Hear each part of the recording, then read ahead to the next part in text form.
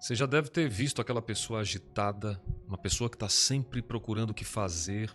Às vezes ela nem sabe por onde começar, faz 10 coisas ao mesmo tempo, a mente não para, está conversando com você, tem um assunto, já sai do lugar, muda de assunto, uma hiperatividade fora do comum e uma falta de atenção e de foco que, pelo amor de Deus, tem horas que a gente não consegue lidar. Eu estou falando de pessoas que atravessam o transtorno do TDAH.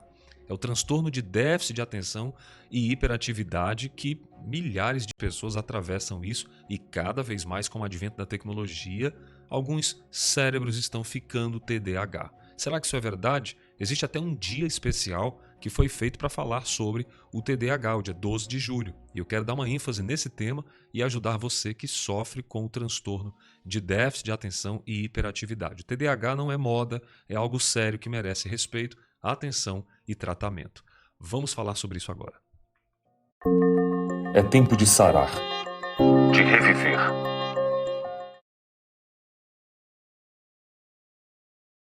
Inscreva-se no meu canal, ative o sininho de notificações, curta, comente e compartilhe. Oi para você que me acompanha, paz e bem, Alex Cavalcante, e eu quero hoje falar sobre o transtorno do déficit de atenção e hiperatividade, o TDAH. Mais precisamente, o Dia Mundial do TDAH. Eu tenho outros temas, entendendo que esse é um tema que a gente pode compreender melhor. O transtorno de déficit de atenção e hiperatividade, que é inclusive celebrado no dia 12 de julho, ele não era para ser de certa forma colocado como celebração, porque ele afeta muitas pessoas ao redor do mundo, inclusive trazendo prejuízos para várias áreas da vida. O TDAH ele é bem conhecido como uma condição neurológica muito comum. No meu consultório, atendo frequentemente adultos, crianças, jovens adolescentes, e eu queria explorar nesse vídeo um pouquinho como o TDAH afeta as pessoas e quais são pelo menos algumas das melhores estratégias de gerenciamento que eu tenho ensinado em psicoeducação. Então, se você conhece ou lida com alguém que está atravessando o TDAH, eu espero que essa mentoria clínica biopsicossocial possa oferecer algumas compreensões nessa condição clínica. Eu espero realmente que você busque ajuda, ok? Antes de mais nada, eu queria colocar para você uma pergunta, né? Você sabe o que é o transtorno do déficit de atenção? Como que funciona? Qual que é a cadeia disso? É, Nós trabalhamos o conceito de neurobiologia, ou seja, o cérebro e a biologia dele comprometida, o que vai afetar a capacidade de uma pessoa prestar atenção, se concentrar, principalmente, grava isso, controlar impulsos. Os sintomas da hiperatividade, da impulsividade, da desatenção são muito frequentes nessas pessoas que sofrem. Então você percebe uma pessoa imperativa, um impulso que vai fazer ela ter dificuldades significativas no desempenho, inclusive acadêmico, nos desempenhos do relacionamento, na vida pessoal, no trabalho. E tudo isso que eu falo para você é considerado o que nós chamamos de sintomas diagnósticos. Como que funciona isso, Alex? Como é que é o diagnóstico do TDAH? Como que funciona o diagnóstico em crianças, por exemplo? Vamos lá. Frequentemente a gente percebe uma pessoa TDAH e diz: esse menino tem TDAH. Isso é uma moda que está pegando hoje. Eu acredito que isso seja inclusive um estigma comprometedor para dizer para uma criança. Então evite falar isso. Mas de fato, frequentemente essas crianças elas vêm apresentando dificuldades para manter uma atenção específica. Então você percebe inquietação, você percebe impulsividade da criança, dificuldade em seguir algumas instruções, que são os sintomas mais comuns que vão interferir no desempenho escolar, no relacionamento com os colegas, com família. Eu atendi outro dia uma mãe tensa, Alex, não sei o que fazer, tá difícil, a gente tá passando um momento muito complicado lá em casa e tal. Claramente os sintomas da criança apresentariam que ela teria um transtorno de déficit de atenção e ela afirmava isso, e afirmava potencialmente cada vez mais dizendo isso para ele. Esse menino não para quieto, esse menino tem TDAH, esse menino não tem mais jeito. Veja bem, quando você traz esse tipo para uma criança, esse tipo de percepção sintomatológica, e você afirma isso, é como se você estivesse construindo a personalidade dele sobre a ideia do transtorno do déficit de atenção. Então eu penso que pode ser inteligente você desfazer e não moldar a personalidade dessa criança sobre esse olhar, sobre esse contexto.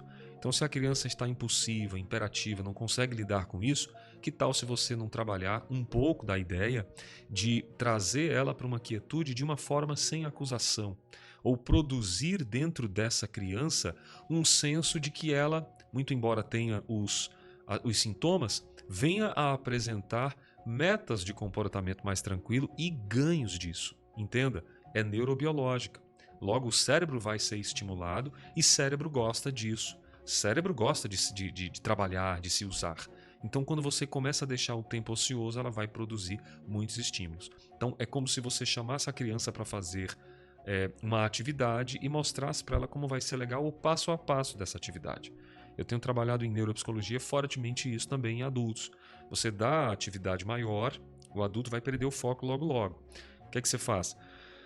Põe metas assim para que essa pessoa, tanto criança quanto adulto, veja um passo a passo específico e dizendo que ao terminar a satisfação é garantida, vai ser muito legal. Falar de recompensa é muito importante para o cérebro, porque ele percebe isso.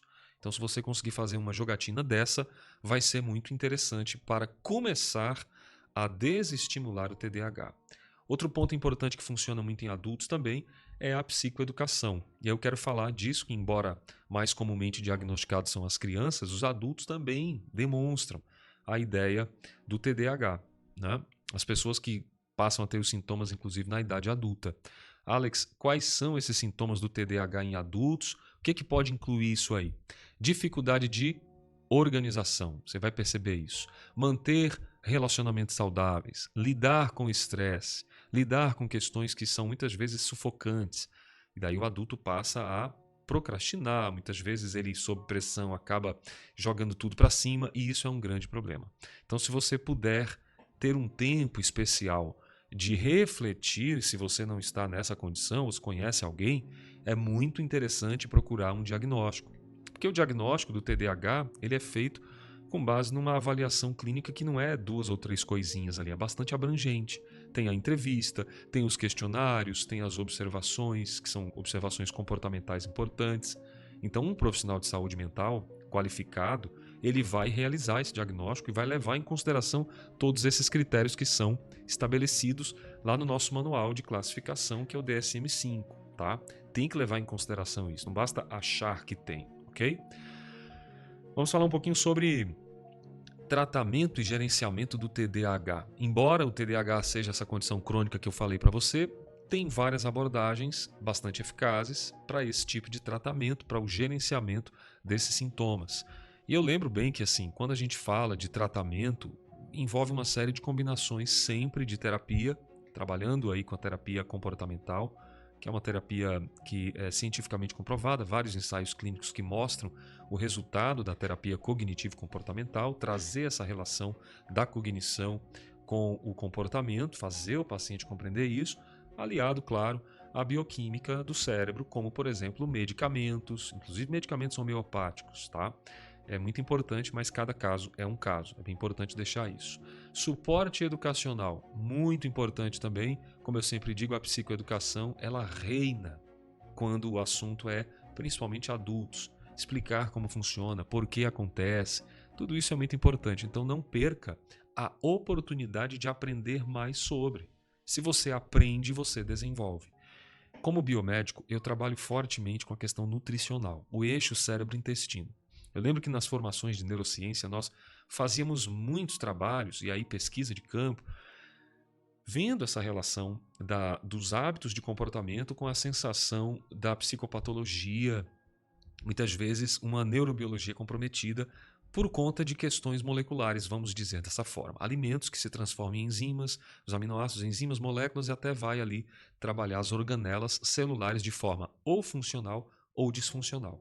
Então, quando eu trago o conceito dessa abordagem mais completa do ponto de vista biopsicossocial, é porque eu acredito que, assim como outros transtornos, ansiedade, depressão, transtornos de personalidade, inclusive esquizofrenia, elas atravessam o processo da saúde integral. O que você come, a maconha, por exemplo, que é um termo que eu tenho gravado há pouco, você tem o canabidiol com excelentes recursos para fibromialgia e outras patologias inflamatórias, e você tem, obviamente, a maconha propriamente dita fumada, onde Há trabalhos científicos evidenciando a relação da esquizofrenia com o consumo da maconha, da cannabis, do ponto de vista do fumo.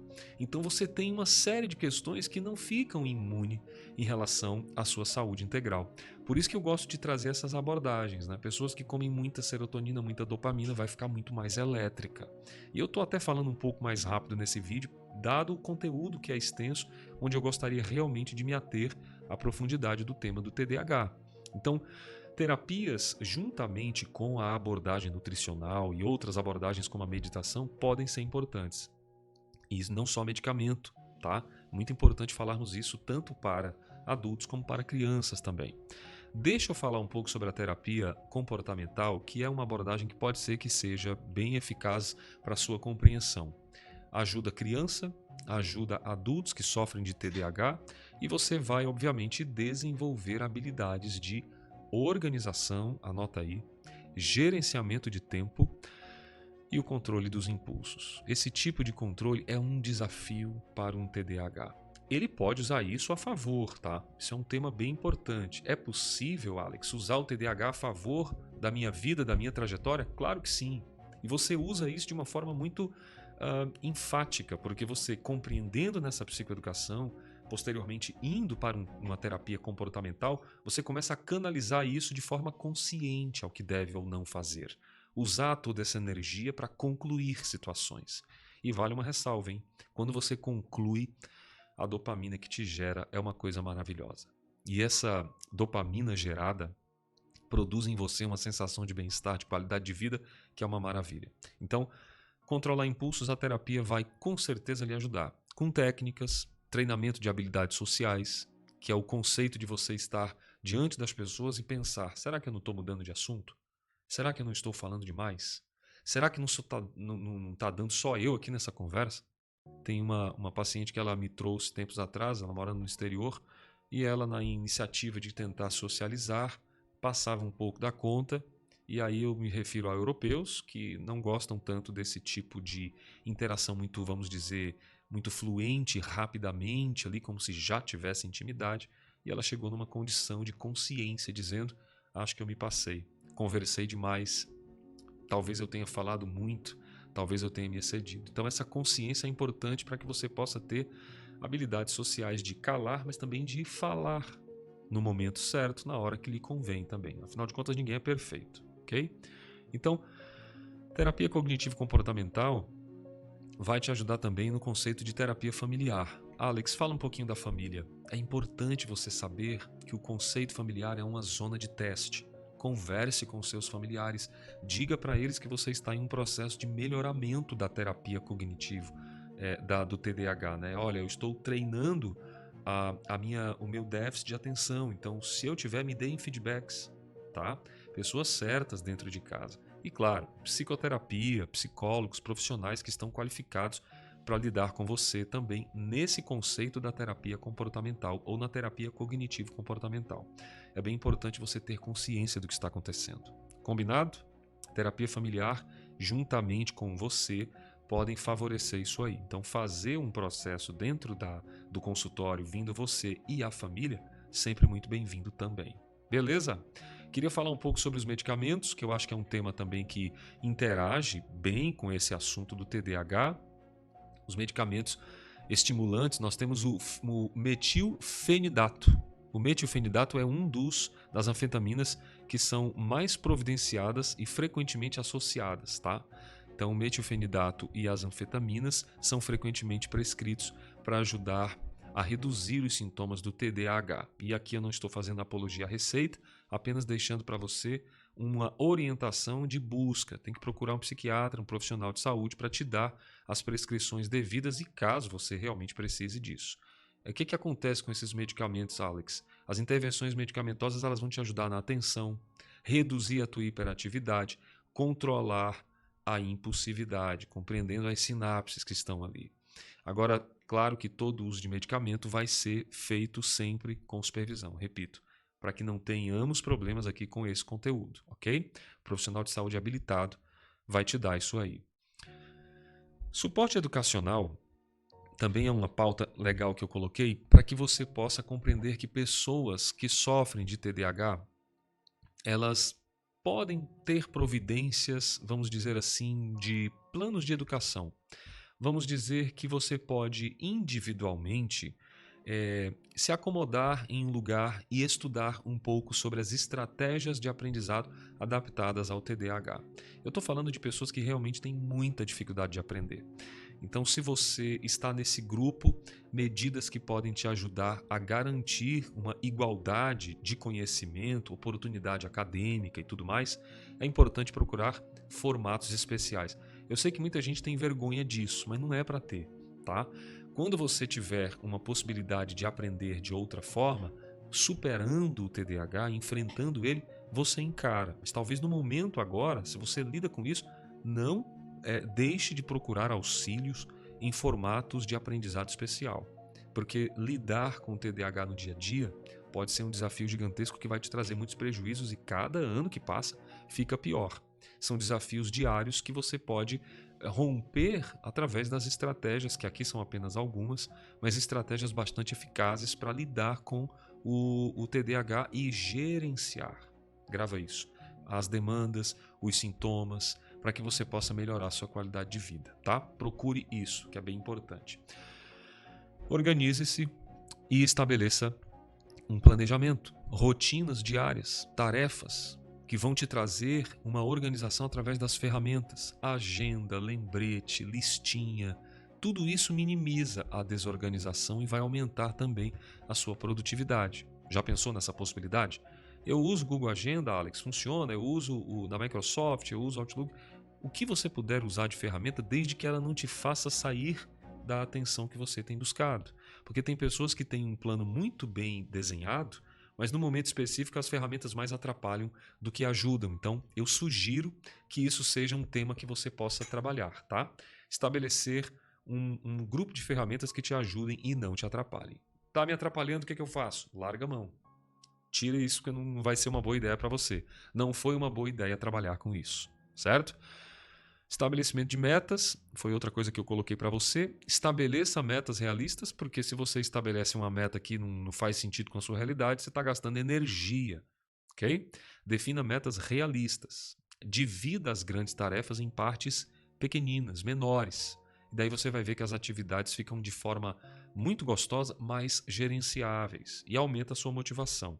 Você tem uma liberação endófina de dopamina também, catecolaminas muito interessantes quando se conclui um objetivo.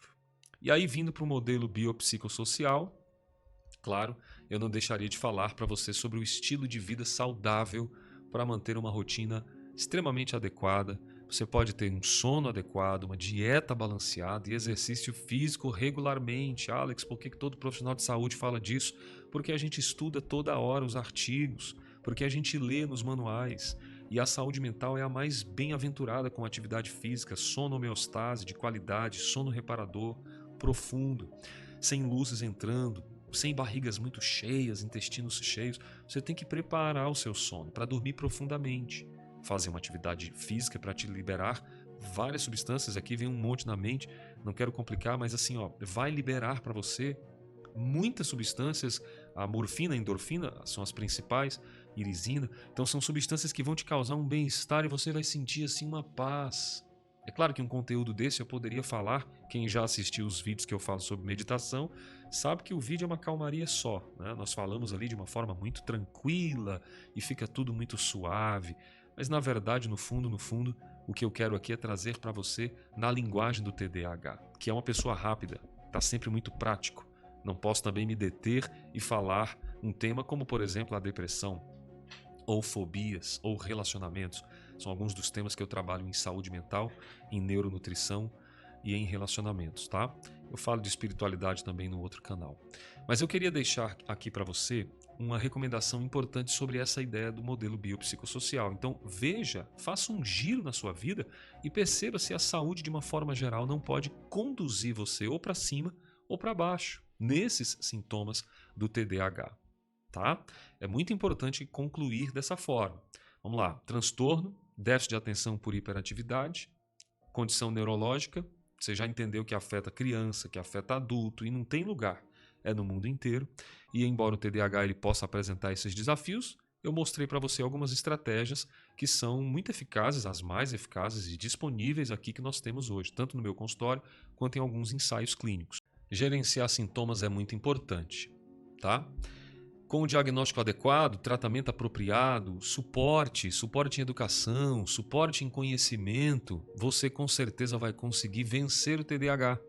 Pessoas com TDAH podem alcançar um potencial de vida maravilhoso, mas para isso precisa viver a vida de uma forma extremamente gratificante, compreendendo e consciente também.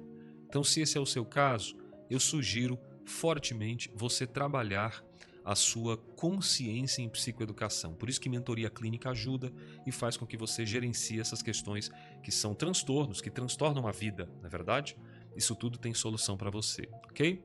Eu separei algumas perguntas que foram bem fortes em relação ao TDAH. O TDAH pode ser curado? As pessoas perguntam, né? Olha só, não há uma cura conhecida em trabalhos para o TDAH. É uma condição, como eu disse, neurobiológica. Mas os sintomas, claro, podem ser gerenciados, a pessoa pode manter uma vida tranquila e efetivamente numa condição de tratamento que seja mais adequado para cada personalidade, para cada pessoa. Então é estratégia de gerenciamento do TDAH, ok? Isso é fundamental. Quais as causas do TDAH? Geralmente não tem uma compreensão total dessas causas de saúde mental, pessoal.